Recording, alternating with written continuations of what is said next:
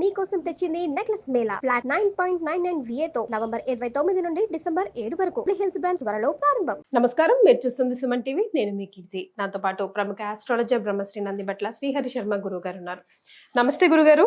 వాగర్థావివ సంపృక్తౌ వాగర్థ ప్రతిపత్తయే జగతః పితరౌ వందే పార్వతీ పరమేశ్వరౌ. ఆదిత్యాయ చ సోమాయ మంగళాయ బుధాయ చ గురు శుక్ర శనిభ్యశ్చ రాహవే కేతవే నమః.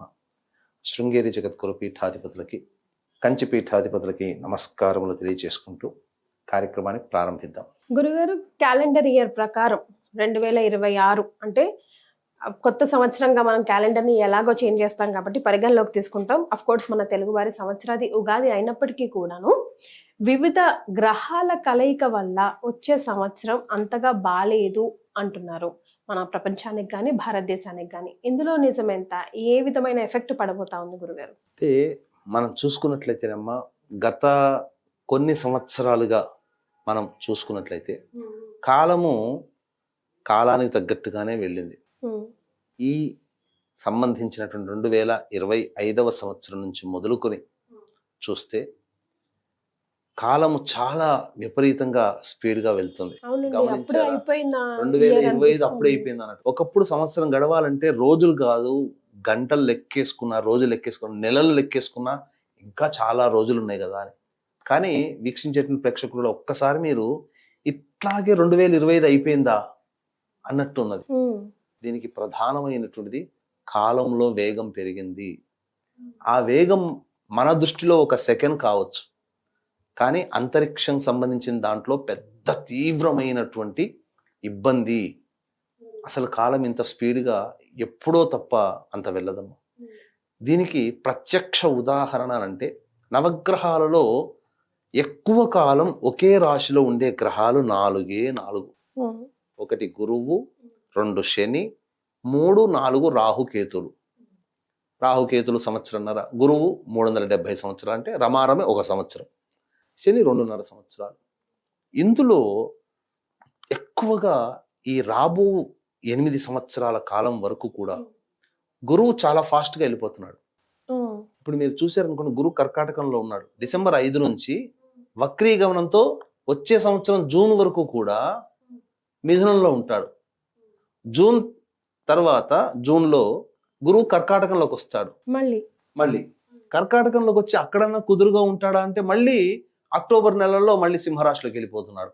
అంటే ఒకే క్యాలెండర్ ఇయర్లో, అది ఇంగ్లీష్ ప్రకారమైనా కావచ్చు, గ్రెగోరియన్ క్యాలెండర్ ప్రకారమైనా కావచ్చు, లేదా మన సంబంధించినటువంటి సాంప్రదాయమైనటువంటి పంచాంగ ప్రకారమైనా కావచ్చు, ఒకే సంవత్సరంలో గురువు 3 రాశులలో సంచరిస్తే ప్రకృతి వైపరీత్యాలు చాలా ఎక్కువగా ఉంటాయి అని మనకు హెచ్చరికేనమ్మా. ఎందుకంటే మార్చి 19వ తారీఖు నుంచి ఉగాది ప్రారంభమవుతుంది.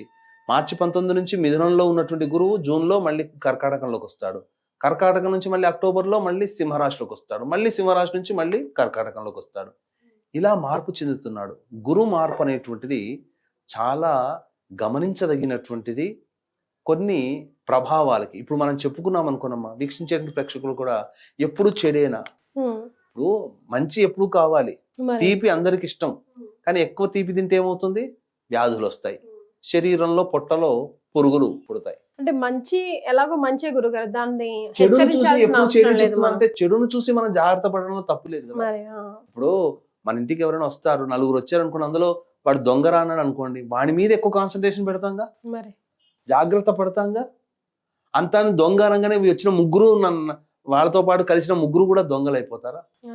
అట్లాగే ఎప్పుడు చెడేనా అనుకుంటే చెడుగా భావించకూడదు. వీక్షించే ప్రేక్షకులు కాస్త వివేకముతో ఆలోచన చేయండి. చెడు గురించి మాట్లాడుతున్నాము, నెగిటివ్ మాట్లాడుతున్నాము అంటే ఆ నెగిటివ్ నుంచి తప్పించుకునే మార్గం కూడా మన శాస్త్రంలో చెప్పబడింది. దాని విధంగా మనం చేసుకోవాలి.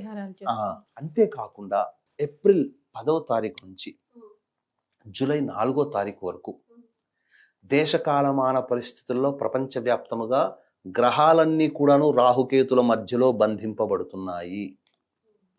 ఇది చాలా గమనించదగినటువంటి విషయం. ఎలాంటి పరిణామాలు చోటు చేసుకోవచ్చు? కాలసర్పదోషం ఏర్పడుతుందమ్మా. మరి ఈ టైంలో పుట్టిన వాళ్ళకి పరిస్థితి ఏంటి గురుగారు? చాలా మందికి ఉండేటువంటి సందేహం ఏంటంటే కాలసర్పదోషం అనగానే భయపడిపోతారు. వణికిపోతాం కదా. అసలు మొత్తం వణికించేసేసారు ఒక సమాజాన్ని. ఒక 20 సంవత్సరాల పాటు ఈ కాలసర్పదోషం అనేటువంటిది రాజ్యం ఏలింది. అసలు ఫ్యామిలీ ప్లానే చేసుకోరు. ఇంకొచ్చే పెళ్లి సంవత్సరం కావద్దు, ఇలా చెప్పారంటే పెళ్లి కాలేదంటే కాలసర్పదోషం, పిల్లలు కలగలేదంటే కాలసర్పదోషం. అసలు ఏదైనా కాలసర్పదోషానికి ముడిపెట్టి దేవాలయాలకు పంపించడం, కాలసర్పదోషానికి రాహుకేతుల పూజ అనడం, ఇది ఒక రివాజ్గా మార్చిపోయింది. ఇప్పుడు ఈ పితృదోషాల వంతు వచ్చింది. ఇప్పుడు ప్రతి వాళ్ళు పితృదోషాలని చెప్తున్నారు. సరే, ఇక గమనించుకున్నట్లయితే ఈ సంబంధించినటువంటి కాలసర్పదోష ప్రభావం అనేటువంటిది కేవలం దేశాన్ని పరిపాలించే ప్రభువులకి మాత్రమే ఆపాదించబడుతుందని ఉత్తర కాలామృతంలోనైనా కానీ పరాశరుల వారులైనా కానీ దీని గురించి చెప్పడం జరిగిందమ్మా. కాబట్టి కాలసర్పదోషం అనేది వ్యక్తుల జాతకంలో అంతగా ఇబ్బంది పెట్టేటువంటి పరిస్థితి. కాకపోతే వచ్చే ఫలితం ఏదైతే ఉంటుందో కొద్దిగా ఆలస్యం అవుతుంది అంతే తప్ప వాడికి జరగాల్సింది. కాలసర్పదోషంలో గొప్పవాళ్ళు లేరంటారా? ఈ కలియుగంలో గురువులుగా మనం కొలుచుకొని ఆదిశంకరాచార్యుల వారు కాలసర్పదోషంలో జన్మించారు. అసలు ఇప్పుడు ఉన్నటువంటి సమాజంలో టెకీలు అంతే, వాళ్లే కదా. వాళ్ళందరూ గొప్పగా కొలుచుకునేటువంటి వాడు బిల్ గేట్స్. ఆ వ్యక్తి కాలసర్పదోషంలో జన్మించాడు, మరి ప్రపంచానికి రాజు కాలేదా? కాబట్టి కాలసర్పదోషం అనగానే ఏదో డీలా పడిపోవాల్సిన అవసరం అయితే లేదమ్మా. ఇది దేశకాలారిష్ట యోగాలని ఇబ్బంది పెడుతుంది. ఇది దేశకాలారిష్ట యోగాలలో ప్రముఖంగా ఈ యొక్క కాలసర్పదోషం గురించి చెప్పబడి ఉంది. ఏమవుతుంది? ప్రధానంగా అధికార మార్పిడి జరుగుతుంది. ఇప్పటి వరకు అధికారాన్ని అనుభవించినటువంటి వాళ్ళు ఈ ప్రభావం వల్ల అధికార మార్పిడి అనేటువంటిది జరుగుతుంది. ఇప్పుడు మనం గత ఎన్నికలు చూసాం కదా, బీహార్ ఎన్నికల్లో ఈ గురువు అతిచార మార్పు వల్ల జరిగేటువంటి పరిణామాలు ఏంటి అన్నప్పుడు అనేకంగా చెప్పుకున్నాం మనం. జరిగేటువంటి నష్టాలు కానీ, ప్రకృతి వైపరీత్యాలు కానీ, గ్రహణ ప్రభావం వల్ల కానీ, అందులో అధికార మార్పు అనేది కూడా చెప్పుకున్నాం. మరి ఎంతో ఎక్స్పెక్టేషన్స్తో ఉన్నటువంటి బీహార్ ఎలక్షన్స్లో మొత్తం అధికారం బదలాయింపు జరిగింది కదా, స్టాండ్ వన్ సైడ్ అయిపోయింది కదా. ఇప్పుడు రాబో ఎలక్షన్స్, బెంగాల్ ఎలక్షన్స్ ఉన్నాయి, తమిళనాడు ఎలక్షన్స్ ఉన్నాయి, అస్సాం కూడా ఉన్నట్టుంది కదమ్మా. ఈ అస్సాం ఎలక్షన్స్, వీటన్నిటిలో కూడా స్థిరమైనటువంటి ప్రభుత్వమే మళ్ళీ వస్తుంది. అది మాత్రం సందేహపడాల్సిన అవసరం లేదు. మన హిందువులుగా ఇన్నాళ్ళకి మన పోరాటాన్ని కళల రూపంలో ఉన్న వాటిని వాస్తవ రూపంలో తీసుకొచ్చే ప్రభుత్వాలు వస్తాయి. అది మాత్రం సంశయం లేదు. అధికార మార్పిడి ఇప్పటి వరకు అనేక సెక్యులర్ భావాలతో ఉన్నటువంటి వాళ్ళకి సంబంధించి ఇప్పుడు కాస్త చెంపపెట్టు లాంటి ఫలితాలన్నింటివి వస్తాయి. హిందువులని తగ్గించి ఇతరులని పెంచుకునేటువంటి విధానంగా ఉన్నది కదమ్మా, అది కాస్త వాళ్ళు ఆలోచించుకునే విధానంలో పడేస్తాయి. హిందువులు కూడా మనకు ముఖ్యము అనేటువంటి స్థాయికి వస్తారు. అయితే ప్రకృతి వైపరీత్యాలుగా చూసుకున్నట్లయితే ఈ యొక్క కాలసర్పదోష ప్రభావం అనేటువంటిది ఈ ఉన్నటువంటి కారణం చేత మత కల్లోలాలు కానీ, వ్యాధులు, అంటువ్యాధులు కానీ ప్రబలే అవకాశం ఎక్కువగా ఉంటుంది. పైగా ఎండ తీవ్రత కూడా ఎక్కువగా ఉంటుంది. ఈసారి 50 డిగ్రీల వరకు కూడా వచ్చే అవకాశం ఉంది ప్రకృతి వేరు. పైగా సెప్టెంబర్ మంత్లో ఈ సంబంధించినటువంటిది కుజస్తంభన యోగం కూడా ఏర్పడుతుంది. కుజస్తంభన యోగం గురుకుజుల యొక్క కలయిక ప్రభావం వలన కుజస్తంభన యోగం ఏర్పడడం, తద్వారా కొన్ని విపత్తులు అనేటువంటివి కలుగుతాయి. ముఖ్యంగా ఈ ఎర్త్క్వేక్స్, భూకంపాలు, సునామీలు రావడం, వర్ష సాంద్రత ఎక్కువగా పెరిగి ఎక్కువగా జలమయమైపోయి ఎక్కువ సంఖ్యలో మరణాలు రావడం కానీ, ఆస్తి నష్టం కానీ జరుగుతాయి. ముఖ్యంగా ఈ గురుకుజుల కలయిక ఉన్న సందర్భంలో మిగతా గ్రహాల యొక్క ప్రభావం కూడా ఉండడం వల్ల కల్లోలాలు, మత కల్లోలాలు పెరుగుతాయమ్మా. జాగ్రత్త పడాలి. దేవతా అనుగ్రహాన్ని పొందే ప్రయత్నం చేయాలి, తప్పదు. ఇది మాత్రం ఇక చాలా మంది వీక్షించే ప్రేక్షకుల్లో ఈ ఏప్రిల్ 10వ తారీఖు నుంచి జూలై 4 వరకు మంచి సమయం లేదు కదా, మరి పుట్టేటువంటి వాళ్ళకి అనేటువంటిది ఏం సంబంధం లేదమ్మా. కాలసర్పదోషంలో జన్మించిన గ్రహాల యొక్క స్థితిగతులు ముఖ్యంగా గుర్తుపెట్టుకోండి. గురువు శుభస్థానాలలో ఉన్నాడు, రాహువు శుభస్థానాల్లో ఉన్నాడు, కేతువు తనకు అత్యంత శుభస్థానంలో ఉన్నాడు. కాబట్టి ఇబ్బంది పడాల్సినటువంటి అవసరమే లేదు. రాహుకేతులు ప్రధానంగా రాహుకి మిత్రక్షేత్రంలోనే ఉన్నాడు, కేతువు కూడా తన మిత్ర గ్రూప్లోనే ఉన్నాడు. కాబట్టి కాలసర్పదోషం కదా, జన్మిస్తే ఏమవుతుందో అని చెప్పి అనుకోకండి. ఇది ఈ విధంగా దీన్ని సర్దుబాటు చేసుకోవచ్చమ్మా.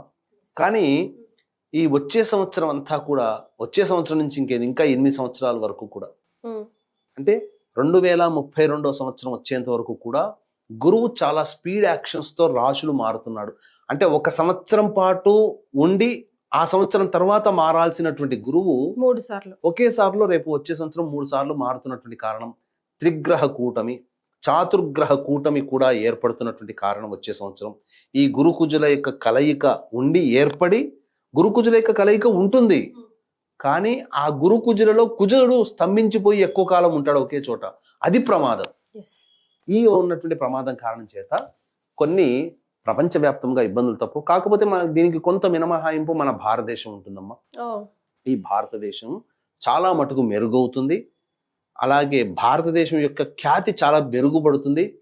ఇతర దేశాలు భారతదేశం యొక్క ప్రగతిని చూసి ఆశ్చర్యపోతారు. ఆల్రెడీ ఇప్పుడు మనం చూస్తున్నాం, జీడిపి లెవెల్ చూసుకుంటే చైనా కన్నా, అమెరికా కన్నా ఈ క్వార్టర్ జీడిపి చాలా పెరిగింది.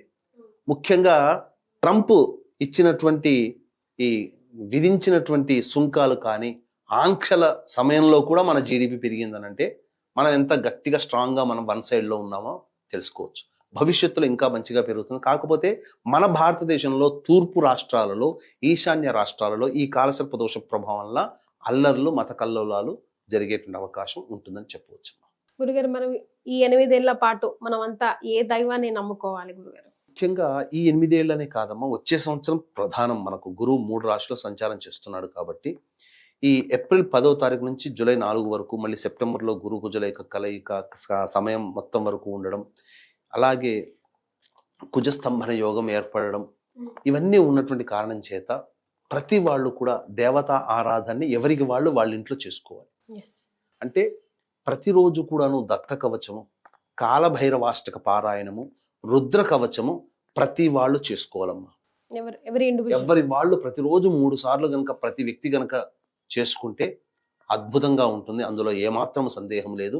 అంతేకాకుండా ఈ సంబంధించినటువంటి ప్రతి వాళ్ళు, ఇప్పుడు ఎవరు మనకు పెయింట్ డబ్బా కొనుక్కొచ్చుకుంటాం, మనం గోడకి మనకు పెయింట్ వేయాలో ఎలా వేయాలో తెలుసు, కానీ మనం వేసుకుంటే వచ్చే నీట్నెస్ కి ఒక పనితనం తెలిసినటువంటి వ్యక్తి వచ్చినటువంటి పెయింటర్ వేసేదానికి తేడా ఉంటుంది కదా.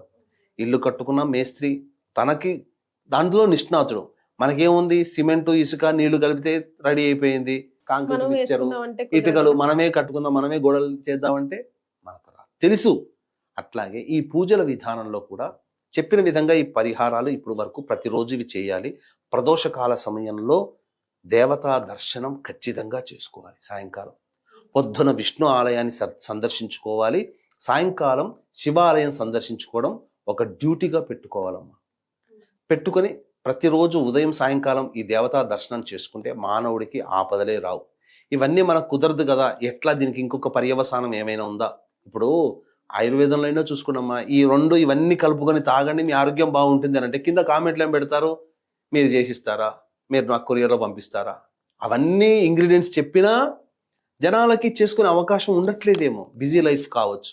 అందుకని దీన్ని దృష్టిలో పెట్టుకుని ఎవరికైతే వాళ్ళు చేసుకోలేరో అటువంటి వాళ్ళ కోసం మన పీఠం ఆధ్వర్యంలో ప్రతి నెల ఒక పుణ్యతిథి రోజున, శుభతిథి రోజున మృత్యుంజయ హోమం, ప్రధానంగా గణపతి హోమం, దత్తాత్రేయ హోమం, కాలభైరవ హోమం, రుద్ర హోమం, అలాగే లక్ష్మీ మూలమంత్ర సంపుటిత లక్ష్మీ సూక్త హోమం, శత్రుబాధ నివృత్తికి సుదర్శన హోమాలు, ఇలాంటివి ప్రతి నెల కుటుంబ సభ్యుల గోత్రనామాదులతో చేయిస్తున్నాం. సంవత్సరం అంతా ఉంటుంది కాబట్టి ఈ సంవత్సరం అంతా కూడా చేయించేదానికి ఒకే విధానంగా మీరు సంవత్సరం పాటు నమోదు చేసుకోవచ్చు. ప్రతి నెల వీడియోలు వస్తూ ఉంటుంటాయి. చేయించినది అంతా కూడా చెప్పింది చెప్పినట్టుగా జరుగుతుంది, అందులో సందేహం లేదు. అవకాశం ఉన్న వాళ్ళు కార్యక్రమ తదనంతరం కాంటాక్ట్ చేసి సంవత్సరం పాటు ఏ విధంగా నమోదు చేసుకోవాలో పూర్తి వివరాలు తెలుసుకోవచ్చు. చాలా సంతోషం గురుగారు, ధన్యవాదాలు. సర్వం శ్రీ ఉమామహేశ్వర పరబ్రహ్మార్పణమస్తు.